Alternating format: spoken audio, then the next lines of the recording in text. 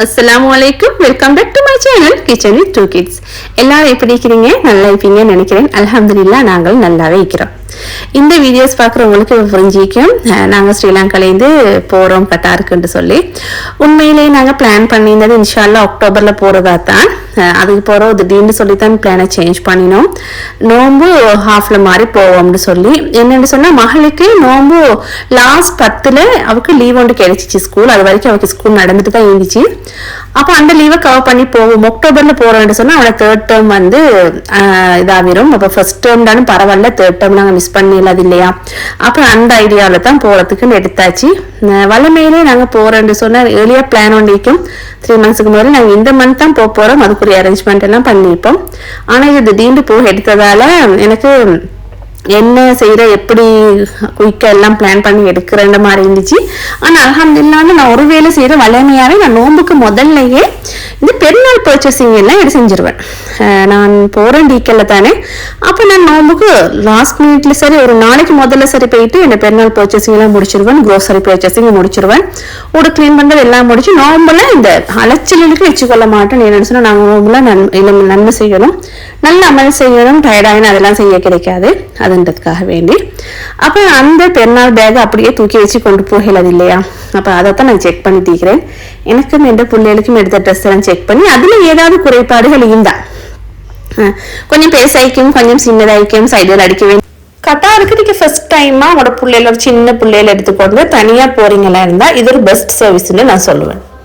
உங்களோட பிள்ளைகள் எடுத்துக்கொண்டு போய் நீங்க ஃபிளைட் ரோட் லேண்ட் ஆகினதும் அதுல இருந்து கொஞ்சம் தூரம் நடக்கணும் நாங்க இமிகிரேஷனுக்கு. அப்போ அங்கே ஒரு பெஸ்ட் சர்வீஸ் ஒன்றிக்குது. என்னை பொறுத்த வரையில் உங்களுக்கு எப்படின்னு தெரியல, அல்மஹா சர்வீஸ்ன்னு சொல்லி. நான் எந்த பிள்ளை சின்னத்தில் நான் எடுத்துக்கொண்டு போனது அப்படித்தான். அப்போ போகக்குள்ள எப்படின்னா ஃப்ளைட்டில் எண்டாவினதும் நாங்கள் புக் பண்ணியிருந்தா எங்களோட நேமை அவங்க போர்டில் பிடிச்சிட்டு இருப்பாங்க. ஃப்ளைட்டில் எண்டாவி இறங்கக்குள்ளையே அப்போ இறங்கி நடந்து போக்குள்ளே இருப்பாங்க. அப்போ அங்கேனைக்கு நாங்கள் எங்களோட பாஸ்போர்ட்டை காட்டி நாங்கள் சொன்னால் அவங்க எங்களை கூட்டிகிட்டு போயிட்டு அவங்களோட ஆஃபீஸில் உட்கார வச்சுருவாங்க.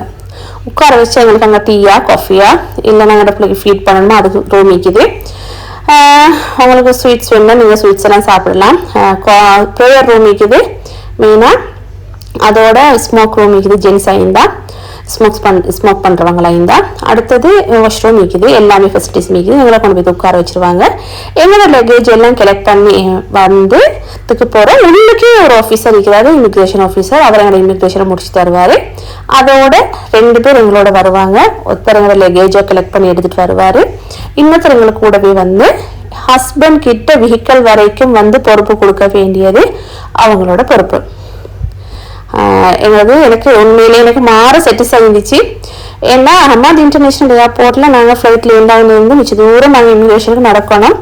அப்போ புள்ளையில தூக்கிட்டு நடக்கிறன்றது சாதாரண விஷயம் இல்லை. சரிங்க, அந்த நேரத்தில் தான் புள்ளையில் தூக்கணும்னு பிடிக்கும். அப்போ அப்படியோட இப்போ நான் யூஸ் பண்ணலை. அல்ஹம்துலில்லாஹ் இந்த பிள்ளைகள் பெருத்துட்டாங்க. அவங்க நடந்தோடு திரிவாங்க. கைக்குழந்தைகளை கொண்டு போகிறவங்க யூஸ் பண்ணுவாங்க. இது பெரும்பாலும் பிஸ்னஸ் கிளாஸில் போகிறவங்க தான் யூஸ் பண்ணுறேன். அதுக்காக எக்கனாமிக் கிளாஸில் போகிறவங்க யூஸ் பண்ணுறதுலேருந்து இல்லை. அதில் பேமெண்ட் எப்படின்னு சொன்னால் பர்சனுக்கு அப்போ 400, இப்போ இவ்வளோன்னு எனக்கு தெரியல, 400 ரியால் எடுத்தாங்க. 2 வயசுக்கு உட்பட்ட பிள்ளைகளுக்கு வந்து ஃப்ரீ. 2 வயசுக்கு மேற்பட்ட பிள்ளைல தான் நீங்கள் பே பண்ணணும். இப்போ என்ன ப்ரொசீஜர்ஸ்ன்னு தெரியல. ஆனால் இப்படி ஒரு சர்வீஸ் இருக்குது. உங்களுக்கு வேணும்னு சொன்னால் நீங்கள் செக் பண்ணி பார்க்கலாம். அடுத்தது இப்போ என்னோட கொண்டு போகிற ட்ரெஸ் எல்லாத்தையுமே எடுத்து கொடுத்தா எங்கள் தாத்தோட 2 மகள் மாறும் மாஷாலாண்டு எல்லாமே அரேஞ்ச் பண்ணி முடிச்சிருவாங்க. அவங்க சொன்னது என்னன்னு சொன்னால், ஏன்டி நீங்கள் கொண்டு போகிறதெல்லாம் எங்களுக்கு எடுத்து தந்துடுங்க, நாங்கள் எல்லாத்தையும் பேக்கிங் வேலை பார்க்குறோம்னு சொல்லி. இந்த டைம் நான் மிஸ் பண்ணுறது என் பெரிய தங்கச்சி தான். அவன் நாட்டில் இல்லை, அவன் இருந்தால் பெரிய ஹெல்ப். என் சின்ன தங்கச்சி உண்மையிலேயே அவள் யூனிவர்சிட்டி லீவ் எல்லாம் போட்டு வந்து அவட ஹெல்ப்புக்கு எனக்கு சொல்லவே வார்த்தை இல்லை. அவ்வளோ தாத்தா தங்கச்சி எல்லாருமே ஈக்க போய் தான் எங்களோட பையனை சிறப்பாக அமையுது. இன்னொரு விஷயம், எப்போவுமே எனக்கு வெயிட் கூடிடும். இந்த லக்கேஜ் உள்ள வெயிட் கூடிடுச்சு. அப்போ இந்த லக்கேஜ் மட்டுமே 5 கிலோ. அப்போ நான் அதை அப்படியே தூக்கி கார்ட்போர்ட் பெட்டிக்கு மாற்றி எடுத்துட்டேன். அடுத்த நாள் பெட்டியெல்லாம் கட்டி நைட்டோட நைட் எடுத்தாச்சு. சுபகோட போக முடியும்னா 4 மணிக்கு போகிறது, 5 மணி ஆயிடுச்சு பயணம். எல்லாரும் வந்தாச்சு. பயணம் சொல்லணும், ஒரு சின்ன கவலை. வளமை அழிக்கிற பெரிய கவலைகள் இல்லை இந்த முறை. ஏன்னா நாங்கள் இந்த முறை போகிறது விசிட் 3 monthsல எப்படியும் வந்துடுவோம்ன்றதுனால உமா வாப்பா விட்டுட்டு போறது கவலை, இருந்தாலும் தாத்தா தங்கச்சி எல்லாம் மீக்கிறது கொஞ்சம் செட்டிஸ். உமாக்கும் வாப்பாக்கும் கொஞ்சம் கவலை, புள்ளையில மிஸ் பண்றோம் உண்டு. இருந்தாலும் நல்லபடியா போயிட்டு வாங்க என்று சொல்லித்தான் உமா வாப்பா அனுப்பி வைக்கிறாங்க. உமா கூடவே வந்தாங்க ஏர்போர்ட் வரைக்கும். புள்ள ரெண்டுக்கும் அவங்களோட கையில இருந்தவங்க இல்லையா, கொஞ்சம் உமாக்கு கொஞ்சம் கவலைத்தான் உமாக்கும் வாப்பாக்கும். தங்கச்சிட்ட பிள்ளைகளும் இல்லாதனால நாட்டில் என்ன செய்யற, வளமையா இங்கேருந்து போகல ஒரு சின்ன கவலையோட தான் போவோம். அம்மா அப்பா விட்டுட்டு போறோண்டு அங்கேருந்து வரக்குள்ள ஹஸ்பண்டை விட்டுட்டு வரேன்ற கவலை. எங்களோட பயணம் ஆரம்பிச்சிருச்சு. அல்ஹம்துலில்லாஹ் சுபஹைன் தொழுதுட்டு தான் நாங்கள் வீட்டிலேருந்து வெளியாகிறோம். இப்படியே பேத்து டிவிக்குள்ள தான் எனக்கு நினைவு வந்துச்சு. சொல்ற ஃபேமிலியில் சொல்ல வேண்டிய அவங்களுக்கெல்லாம் ஃபோன் பண்ணி சொல்லியாச்சு. எல்லாருக்கும் பயணம் சொல்லணும் இல்லையா, என்னத்தான் நாங்கள் வேலையை சொல்லியிருந்தாலும் போக்குல முக்கியமானவங்களுக்கு நாங்கள் கால் பண்ணி பயணம் சொல்லியாச்சு. அப்போ எல்லாம் சொல்லிட்டு பேத்து கொண்டு இருக்கிறோம். துவா செய்யுங்க. அடுத்தது இவங்களோட சின்ன வந்து உமா கிட்ட இருந்து வரவே இல்லை எனக்கிட்ட. எங்க பயணம் போறேன்னு சொன்னாலும் அவ உமாவோட தங்கச்சியோட தான் ஒட்டிட்டீப்பா. அவ தான் உட்காந்து டீக்கிறா, உமா கிட்டே உட்காந்து டீக்கிறா. அவக்கு விளங்குறல்ல அந்தளோ போறது எவ்வளோ நாளாகும்னு சொல்லி, பெரியவங்க விளங்கும். உமாவோடய உட்காந்து டீக்கிறாங்க. எங்களோட தங்கச்சி எனக்கும் பிள்ளைகளுக்கும் அவட ஃபர்ஸ்ட் சேலரியில ட்ரெஸ் எடுத்து தந்திருந்தா. நான் போக்குள்ள இதைத்தான் போட்டு போகணுன்னு சொல்லி அப்போ அதை தான் எடுத்து வச்சுட்டிருக்கிறேன். என் 2 பிள்ளைகளுக்கும் எனக்கும் அவள் தான் ட்ரெஸ் பர்ச்சேசிங் பண்ணி தந்தா. Thank you so much. என் தங்கச்சி என்ன சொல்ற, எந்த பிள்ளைகள் என்ன விட என் தங்கச்சிமாரோட தான் இறக்கம் கூட, தாத்தாவோடையும் தங்கச்சியோடையும் தான் இறக்கம் கூட. வந்து இறங்கிட்டோம் ஏர்போர்ட்ல. 2 பேரையும் ரெடியாக்கி நானும் ரெடியாகி உள்ளுக்கு ஆகிட்டோம். உள்ளுக்கு ஆகக்குள்ளே 8:30 ஆகிருச்சு. என்ட்ரன்ஸ் டிக்கெட்டும் எடுத்தாச்சு மற்றவங்களுக்கு. சின்னவங்க விலங்கல்ல உம்மம்மாவோடையே கையை பிடிச்சி கொண்டே போறா. அம்மம்மா வருவாங்க தானேன்னு தான் கேட்டு கேட்டு போறா. எனக்கிட்ட 2 பிள்ளைகளுமே ஈக்கல. வளமையிலே இப்போ பயணம் போனால் எனக்கிட்ட ஈக்க மாட்டாங்க. உமா கிட்டேயும் தாத்தா கிட்டேயும் தான் போயிட்டுருவாங்க.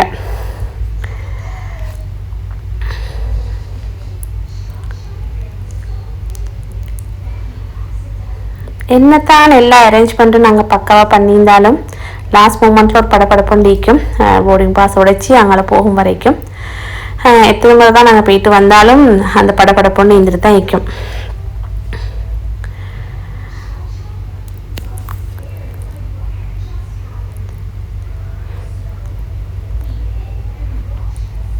தாத்திர மகன் எல்லாம் தான் கொஞ்சம் ஃபெடப்பில் இருந்தாங்க. தங்கச்சிமா 2 பேரும் போகிறாங்களே வீட்டில் என்ன சொல்கிற, ஏற்றி விட்டு கோலம் பார்க்குறதுக்கு ஆள் இல்லைன்ற மாதிரி தவிர சின்னாக்களை கிண்டி விட்டு வேலை பார்த்துட்டு இருப்பாங்க. அவங்களுக்கு ஹொபீஸே இவங்க தான். வரக்குள்ளே நான் போட்டிருக்கிட்ட எல்லா சாமானையும் கொடுத்துட்டேன். அது எனக்கு ஈஸியாக இருந்துச்சு. எங்களோட உமாவோட தான் இவன் அங்கே உள்ளுக்கு இந்த ஃபுட் சிட்டியில் போயிட்டு உமா சாக்லேட் வாங்கி கொடுத்து கூட்டிகிட்டு வராங்க. ஃபுல் ஹாப்பியாக எடுத்துகிட்டு வாரா. இது வரையும் தெரியாது உமா வர மாட்டாங்கன்னு சொல்லி நாங்கள் உள்ளுக்காவிட்டோம். எல்லார்கிட்டையும் பயணம் சொல்லிட்டு உள்ளுக்காவிட்டோம். உமாக்கு தாத்தாக்கு தங்கச்சிக்கு தாத்திர பிள்ளைகளுக்கெல்லாம் சரியான கவலை.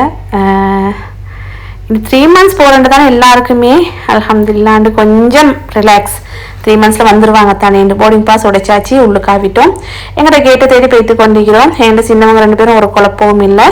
அல்ஹம்துலில்லாஹ் அவங்க முன்னுக்கு நடந்து போகிறாங்க. டோல் தான் கையில் எடுக்க கேட்டாங்க. 2 பேரும் டோலையும் தூக்கி நான் பேக்கில் போட்டுட்டேன்.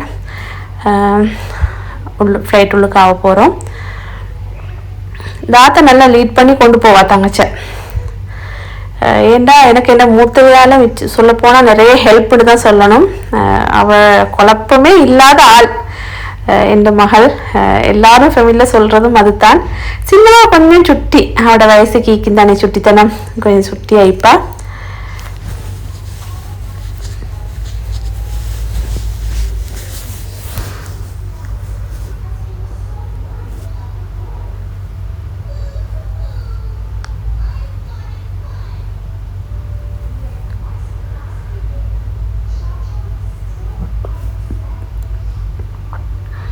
நாங்கள் ஃப்ளைட்டுக்கு உள்ளுக்காகிறோம்.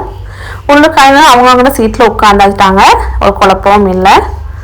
அவங்களுக்கு பசின்னு சொன்னாங்க. அப்போ நான் ஃபுட் கோர்ட்லேயே சாப்பாடு எடுத்துகிட்டு தான் வந்தேன். மூத்தவுக்கு பர்கரும் சின்னவுக்கு வந்து கேக்கும் எடுத்துகிட்டு வந்தேன். சின்னவ பெருசாக சாப்பிடல, மூத்தவ சாப்பிட்டா. அவங்க 2 பேருமே சின்ன கிஃப்ட் ஒன்று கொடுத்தாங்க. ஃப்ளைட்டில் சின்ன பிள்ளைகள் போனால், சின்னாக்கள் போனாக்க ஃப்ளைட்டில் என்ன சரி வந்து கொடுப்பாங்க. அதுக்கும் ஒரு பென்னும் ஒரு நோட் புக் மாதிரி உண்டு.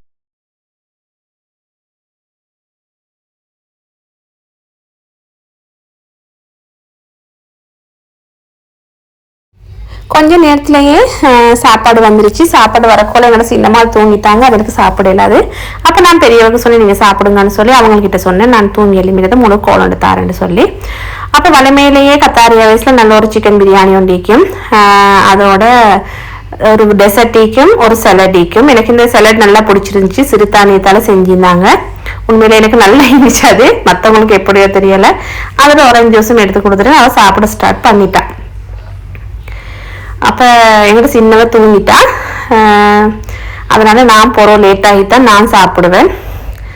எனக்கு ஃப்ளைட் லேண்ட் ஆகுதுன்னு எனக்கு வீடியோஸ் எதுவுமே எடுக்க கிடைக்கல. ஹஸ்பண்ட் வந்து மிச்ச நேரமாக காத்துட்டு இருந்துக்கிறார் போல்.